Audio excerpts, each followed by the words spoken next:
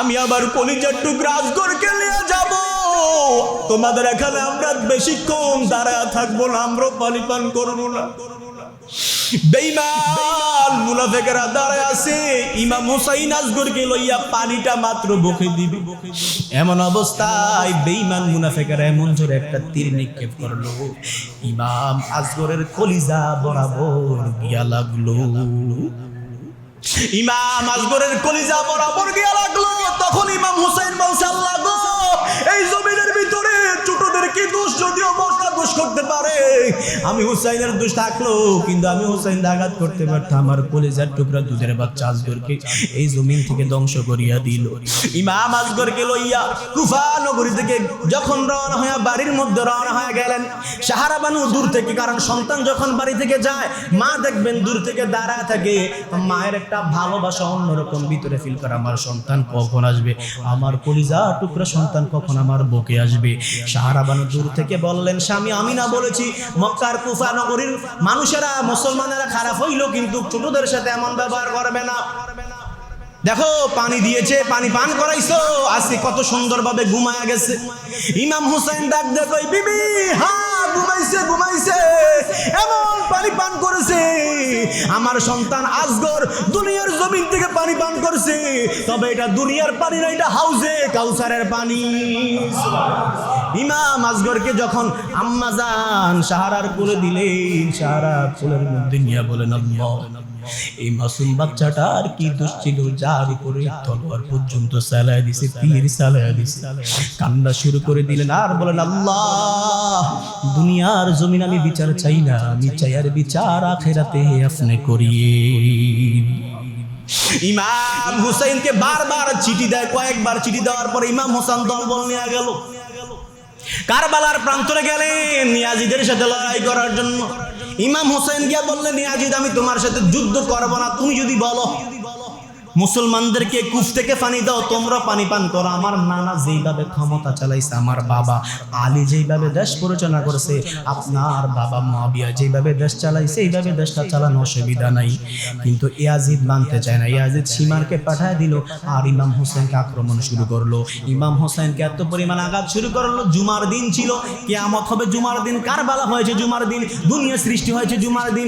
ইমাম হোসেন রাদিয়াল্লাহু তাআলা আনহু ওই কারবালার প্রান্তরে ইমাম হুসাইন নামাজের মধ্যে দাঁড়াইলেন। সীমার বলল, তোমার আমি বিদায় করে দিব, তোমার শেষ ইচ্ছা কি? ইমাম হুসাইন বললে, বিদায় করবো, আমি নামাজের মধ্যে দাঁড়াই, আমি নামাজের মধ্যে দাঁড়াই। ইমাম হুসাইন নামাজের মধ্যে দাঁড়াইলেন, এত তাড়াতাড়ি নামাজ শেষ করলেন। সীমার ডাক দিয়া বলে, মুসলমানরা নামাজ পড়তে অনেক দেরি করে, তুমি আজকে এত তাড়াতাড়ি করলা কেন নামাজটা? ইমাম হুসাইন ডাক দিয়া বলে, কি জন্য করেছি জানো? একদিক দিয়ে আমার নানা অপেক্ষা করতেছে, কখন আমি দুনিয়ার জমিন থেকে বিদায় হয়ে যাব, আমার নানা আমার জন্য রেডি হয়ে আছে।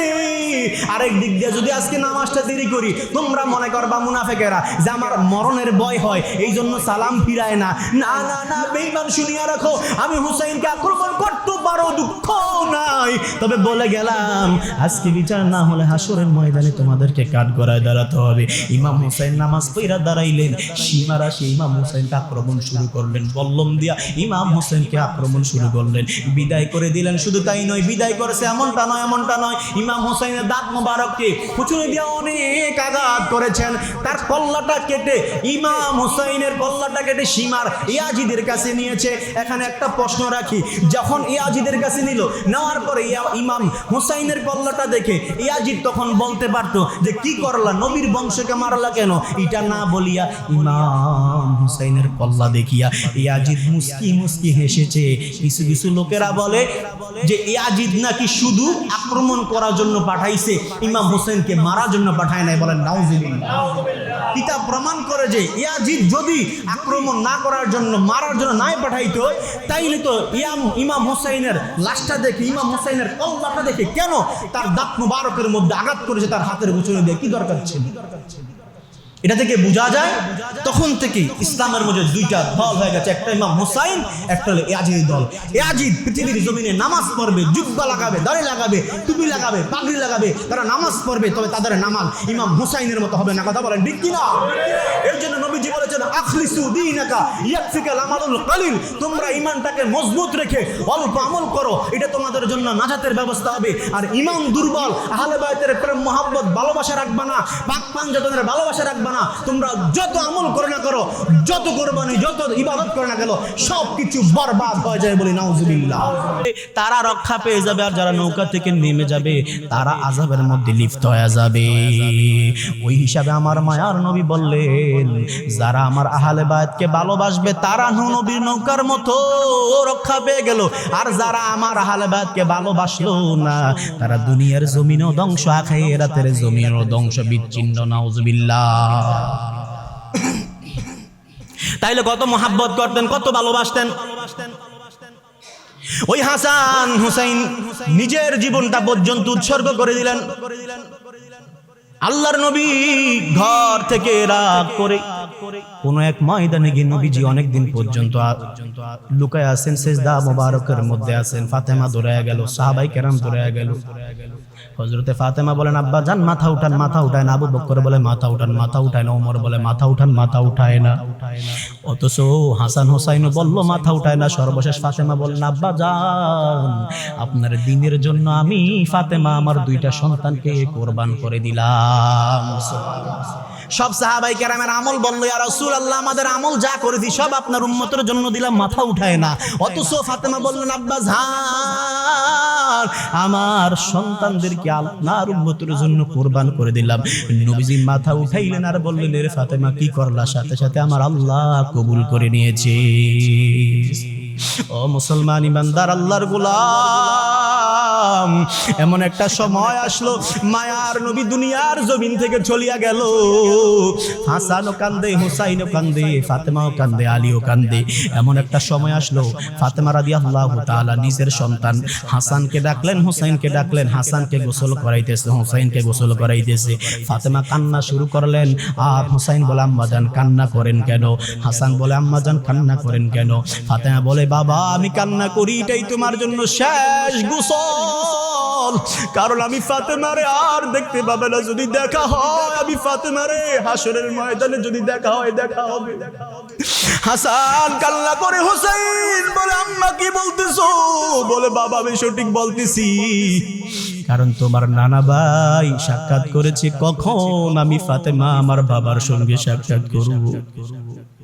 হাসানও কান্দে, হুসাইনও কান্দে। দৌড়াইয়া আলীর কাছে গেলেন, আব্বাজান আম্মা কি বলতেছে এটাই নাকি শেষ গোসল, দুনিয়াতে আর থাকবে না।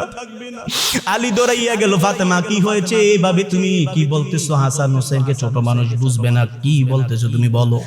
বলে, রে আলী যেটা বলেছি সত্য, কারণ আমার বাবা অপেক্ষা করতেছে আমি ফাতেমা কখন এই জমিন থেকে বিদায় নিয়ে যাব।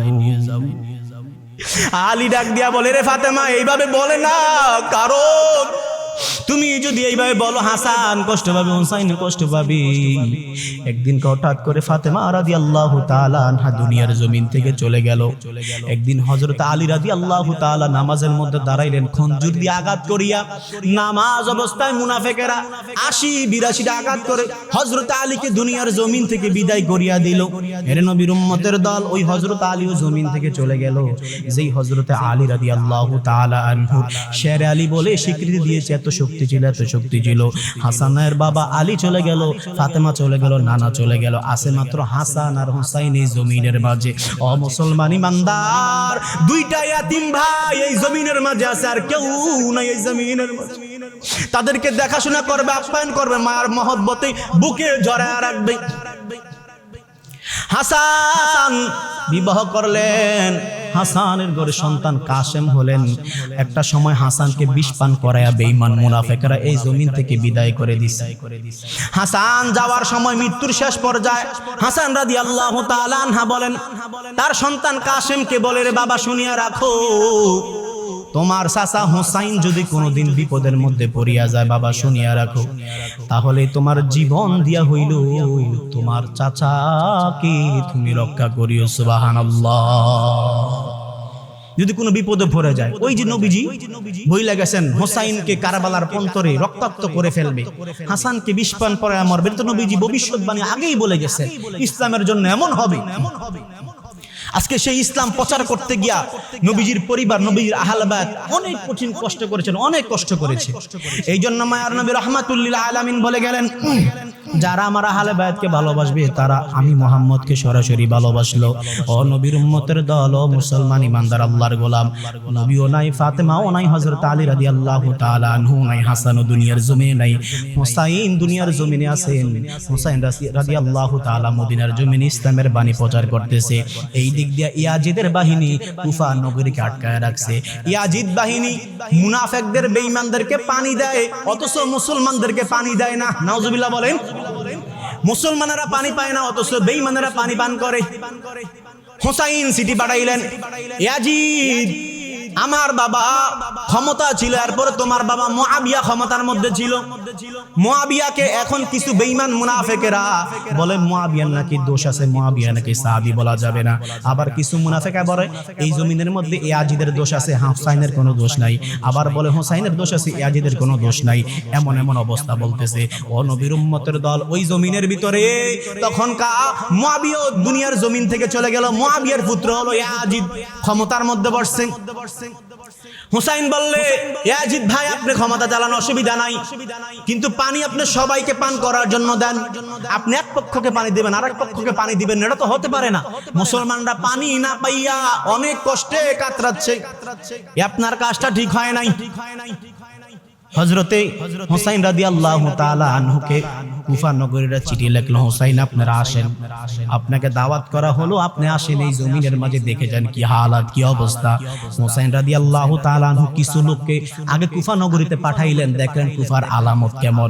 প্রাথমিক অবস্থা দেখলো কুফার আলামত একটু একবারে ভালো ছিল, কিন্তু পরবর্তীতে হুসাইন রাদিয়াল্লাহু তাআলার কাছে যখন খবর আসলো কুফার মানুষ অনেক ভালো, কিন্তু আমাদের সাথে উশৃঙ্খলা কোনো কথা বলে নাই, কিন্তু ওই ইয়াজিদের ভিতরে যে দুশমনী ছিল, সীমারের ভিতরে যে দুশমনী ছিল, সেটা কিন্তু ভিতরের মানুষ জানতো না, হুসাইন জানতো না। হুসাইন রাদিয়াল্লাহু তাআলা আনহু বিন্দু পরিমাণ জানতো না। এবার পানি পানি করে করে করে করে সাহারা বানু একদিন কে হুসাইন রাদিয়াল্লাহু তাআলা আনহুকে বললেন, হুসাইন আপনি যান, আপনার সন্তান আজগরের জন্য পানি নিয়ে আসেন, কুফা নগরীর মধ্যে যান। কারণ যদি বেঈমানদেরকে পানি দেয়, মুসলমান বড়দেরকে পানি যদি ইয়াজিদ না দেয়, কিন্তু আপনার সন্তান আজগরকে পানি দিবে। হুসাইন বলে, রে রে রে সাহারা তুমি জানো না, আমি জানি মুনাফিকদের চক্রান্ত বড় কঠিন, মুনাফিকদের চক্রান্ত বড় কঠিন। এরে সাহারা তুমি জানো না, আমি যাইতে পারি কিন্তু পানি দিবে না। সাহারা ডাক দিয়া বললেন, স্বামী আমার বিশ্বাস হয় আপনি যাইলে পানিটা দিবে। বলে না, আমার বিশ্বাস হয় না। তারপরও সাহারার কথা শুনে ইমাম হুসাইন তার কলিজার টুকরা সন্তান ইমাম আসগর, ছোট আসগরকে রইয়া ওই প্রান্ত কুফা নগরীতে চলে গেলেন পানি আনার জন্য। গিয়া বললেন, এরে দুনিয়ার মানুষ, আমি পানি চাই না, আমার মদিনার মানুষ পানি চায় না, তবে আমার সন্তান আলী আসগর আজকে অনেকদিন পর্যন্ত দুধ পান করতে পারে নাই, আমার বিবির স্তনের দুধ শুকিয়ে গেল, একটু যাও যাও তুমি ওকে একটু পানি দাও, পানিটা পান করাইয়া আমি আমার আসগরকে নিয়ে যাবো, আমি আবার কলিজার টুকরা আসগরকে নিয়ে যাব। তোমাদের এখানে আমরা বেশিক্ষণ দাঁড়ায় থাকবো না, আমরা পানি পান করবো না। বেঈমান মুনাফিকরা দাঁড়ায় আছে, ইমাম হুসাইন আসগরকে লইয়া পানিটা মাত্র বকে দিবে। এমন অবস্থায় বেঈমান মুনাফিকরা এমন জোরে একটা তীর নিক্ষেপ করলো, ইমাম আসগরের কলিজা বরাবর গিয়া লাগলো। ইমাম আসগরের কলিজা বরাবর গিয়া লাগলো। তখন ইমাম হুসাইন বলছে, আল্লাহ গো, এই জমিনের ভিতরে ছোটদের কি দোষ, যদিও বড়রা দোষ করতে পারে, আমি হুসাইনের দোষ থাকলো, কিন্তু আমি হুসাইন আঘাত করতে পারতাম, আমার কলিজার টুকরা দুধের বাচ্চা আসগরকে এই জমিন থেকে ধ্বংস করিয়া দিল। ইমাম আসগরকে লইয়া কুফা নগরী থেকে যখন রওনা হয়ে বাড়ির মধ্যে রওনা হয়ে গেলেন, সাহারা বানু দূর থেকে, কারণ সন্তান যখন বাড়ি থেকে যায়, মা দেখবেন দূর থেকে দাঁড়ায় থাকে, মায়ের একটা ভালোবাসা অন্যরকম ভিতরে ফিল করে, আমার সন্তান কখন আসবে, আমার কলিজা টুকরা সন্তান কখন আমার বুকে আসবে। সাহারা বানু দূর থেকে বললেন, স্বামী আমি না বলেছি মক্কার কুফা নগরীর মানুষেরা, মুসলমানেরা খারাপ হইল, কিন্তু ছোটদের সাথে এমন ব্যবহার করবে না। দেখো পানি দিয়েছে, পানি পান করাইছো, আজকে কত সুন্দরভাবে ঘুমায়া গেছে। ইমাম হুসাইন ডাক দেখো, বিবি হ্যাঁ ঘুমাইছে, এমন পানি পান করেছে আমার সন্তান আসগর দুনিয়ার জমিন থেকে পানি পান করছে, তবে এটা দুনিয়ার পানি না, এটা হাউজে কাউসারের পানি। ইমাম আসগরকে যখন আম্মাজান সাহারার কোলে দিলেন, সাহারা কোলের মধ্যে নিয়ে বলেন, আল্লাহ এই মাসুম বাচ্চাটার কি দোষ ছিল, যার উপরে তলোয়ার পর্যন্ত চালায় দিছে, তীর চালায় দিছে। কান্না শুরু করে দিলেন আর বলেন, আল্লাহ দুনিয়ার জমিন আমি বিচার চাই না, আমি চাই আর বিচার আখিরাতে আপনি করিয়ে। ইমাম হুসাইনকে বারবার চিঠি দেয়, কয়েকবার চিঠি দেওয়ার পরে ইমাম হোসেন দলবল নিয়ে গেল, কারবালার প্রান্তরে গেলেন ইয়াজিদের সাথে লড়াই করার জন্য। ইমাম হোসেন গিয়া বললেন, ইয়াজিদ আমি তোমার সাথে যুদ্ধ করব না, তুমি যদি বলো মুসলমানদেরকে কূপ থেকে পানি দাও, তোমরা পানি পান করো। আমার নানা যেইভাবে ক্ষমতা চালাইছে, আমার বাবা আলী যেইভাবে দেশ পরিচালনা করেছে, আপনার বাবা মুয়াবিয়া যেইভাবে দেশ চালাইছে, এইভাবে দেশটা চালানো অসুবিধা নাই। কিন্তু ইয়াজিদ মানতে চায় না। ইয়াজিদ সীমারকে পাঠায় দিল আর ইমাম হোসেনকে আক্রমণ শুরু করলো। ইমাম হোসেনকে এত পরিমাণ আঘাত শুরু করলো। জুমার দিন ছিল, কিয়ামত হবে জুমার দিন, কারবালা হয়েছে জুমার দিন, দুনিয়া সৃষ্টি হয়েছে জুমার দিন। ইমাম হোসেন রাদিয়াল্লাহু তাআলা আনহু ওই কারবালার প্রান্তরে ইমাম হুসাইন নামাজের মধ্যে দাঁড়াইলেন। সীমার বলল, তোমার আমি বিদায় করে দিব, তোমার শেষ ইচ্ছা কি? ইমাম হুসাইন বললে, বিদায় করবো, আমি নামাজের মধ্যে দাঁড়াই, আমি নামাজের মধ্যে দাঁড়াই। ইমাম হুসাইন নামাজের মধ্যে দাঁড়াইলেন, এত তাড়াতাড়ি নামাজ শেষ করলেন। সীমার ডাক দিয়া বলে, মুসলমানরা নামাজ পড়তে অনেক দেরি করে, তুমি আজকে এত তাড়াতাড়ি করলা কেন নামাজটা? ইমাম হুসাইন ডাক দিয়া বলে, কি জন্য করছি জানো? একদিক দিয়ে আমার নানা অপেক্ষা করতেছে, কখন আমি দুনিয়ার জমিন থেকে বিদায় হয়ে যাব, আমার নানা আমার জন্য রেডি হয়ে আছে। আরেক দিক দিয়ে যদি আজকে নামাজটা দেরি করি, তোমরা মনে করবা মুনাফেকেরা যে আমার মরণের ভয় হয়, এই জন্য সালাম ফিরায় না।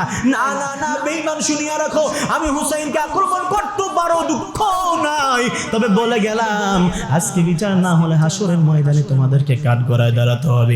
ইমাম হুসাইন নামাজ পড়া দাঁড়াইলেন, সীমারা সেই ইমাম হুসাইনকে আক্রমণ শুরু করলেন, বল্লম দিয়া ইমাম হুসাইনকে আক্রমণ শুরু করলেন, বিদায় করে দিলেন। শুধু তাই নয়, বিদায় করেছে এমনটা নয়, ইমাম হুসাইনের দাঁত মোবারককে খুচুনি দিয়ে অনেক আঘাত করেছেন।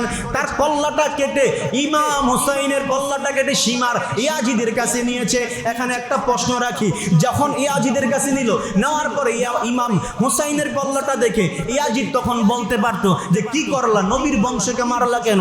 এটা না বলিয়া ইমাম হুসাইনের কল্লা দেখিয়া ইয়াজিদ মুস্কি মুস্কি হেসেছে। কিছু কিছু লোকেরা বলে যে ইয়াজিদ নাকি শুধু আক্রমণ করার জন্য পাঠাইছে, ইমাম হোসেনকে মারার জন্য পাঠায় নাই। বলেন নাউজুবিল্লাহ। কিতাব প্রমাণ করে যে ইয়াজিদ যদি আক্রমণ না করার জন্য, মারার জন্য নাই পাঠাইতো, তাইলে তো ইমাম হোসেনের লাশটা দেখে, ইমাম হোসেনের কল্লাটা দেখে কেন তার দাঁত মুবারকের মধ্যে আঘাত করেছে, তার হাতের মুচুনি দিয়ে, কি দরকার ছিল? এটা থেকে বোঝা যায় তখন থেকে ইসলামের মধ্যে দুইটা দল হয়ে গেছে, একটা ইমাম হুসাইন, একটা হলো ইয়াজিদ দল। ইয়াজিদ পৃথিবীর জমিনে নামাজ পড়বে, জুব্বা লাগাবে, দাড়ি লাগাবে, টুপি লাগাবে, পাগড়ি লাগাবে, তারা নামাজ পড়বে, তবে তাদের নামাজ ইমাম হুসাইনের মতো হবে না। কথা বলেন ঠিক কিনা? এর জন্য নবীজি বলেছেন, আখলিসু দীনাকা ইয়াকফিকাল আমালুল কলিল, তোমরা ঈমানটাকে মজবুত রেখে অল্প আমল করো, এটা তোমাদের জন্য নাজাতের ব্যবস্থা হবে। আর ঈমান দুর্বল, আহলে বায়তের প্রেম মহব্বত ভালোবাসা রাখবা না, পাক পাঞ্জাতনের ভালোবাসা রাখবা না, তোমরা যত আমল করে না করো, যত কুরবানি, যত ইবাদত করে না কেন, সবকিছু বরবাদ হয়ে যায়। বলি নাউজুবিল্লাহ। এই জন্য আল্লাহ বলছেন, কুল লা আসআলুকুম আলাইহি আজরান ইল্লাল মাওয়াদ্দাতা ফিল কুরবা। নবী আপনি জানায়া দেন আপনার উম্মতের কাছে যে রিসালাতের বাণীর প্রচারের বিনিময় আমি একমাত্র আমার আহলে বায়তের ভালোবাসা উম্মত তোমাদের কাছে চাই, এছাড়া আমি আর তোমাদের কাছে কিছু চাই না। বলি সুবহানাল্লাহ। ওই আহলে বায়তের প্রেম ভালোবাসা অন্তরে রাখা দরকার আছে না নাই? বলেন। আল্লাহ আমাদের কবুল করে বলেন আমিন। আল্লাহ আমাদেরকে মহব্বত করে বলেন আমিন। ওয়া মা আলাইনা ইল্লাল বালাগ। আসসালামু আলাইকুম ওয়া রাহমাতুল্লাহি ওয়া বারাকাতুহু।